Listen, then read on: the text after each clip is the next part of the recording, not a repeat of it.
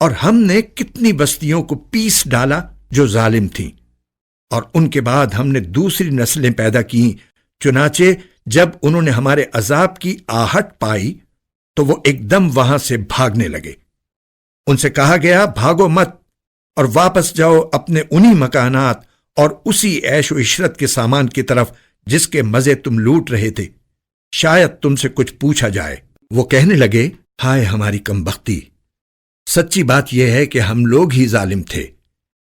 ان کی یہی پکار جاری رہی یہاں تک کہ ہم نے ان کو ایک کٹی ہوئی کھیتی، ایک بجھی ہوئی آگ بنا کر رکھ دیا، اور ہم نے آسمان، زمین اور جو کچھ ان کے درمیان ہے اس کو اس لیے پیدا نہیں کیا کہ ہم کوئی کھیل کرنا چاہتے ہوں۔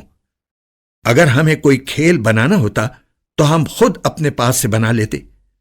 اگر ہمیں ایسا کرنا ہی ہوتا، بلکہ ہم تو حق بات کو باطل پر کھینچ مارتے ہیں، جو اس کا سر توڑ ڈالتا ہے اور وہ ایک دم ملیا میٹ ہو جاتا ہے۔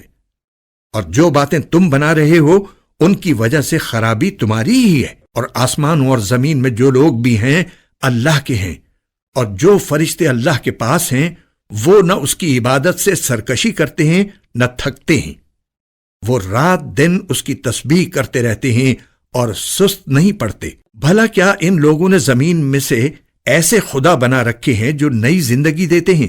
اگر آسمان اور زمین میں اللہ کے سوا دوسرے خدا ہوتے تو دونوں درہم برہم ہو جاتے۔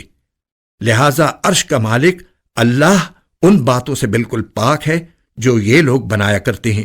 وہ جو کچھ کرتا ہے اس کا کسی کو جواب دہ نہیں ہے، اور ان سب کو جواب دہی کرنا ہوگی۔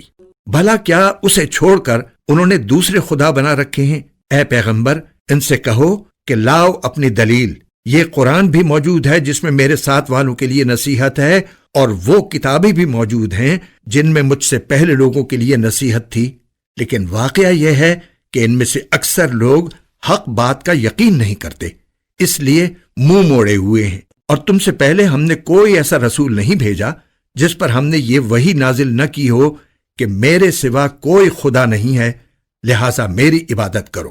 یہ لوگ کہتے ہیں کہ خدا رحمان فرشتوں کی شکل میں اولاد رکھتا ہے۔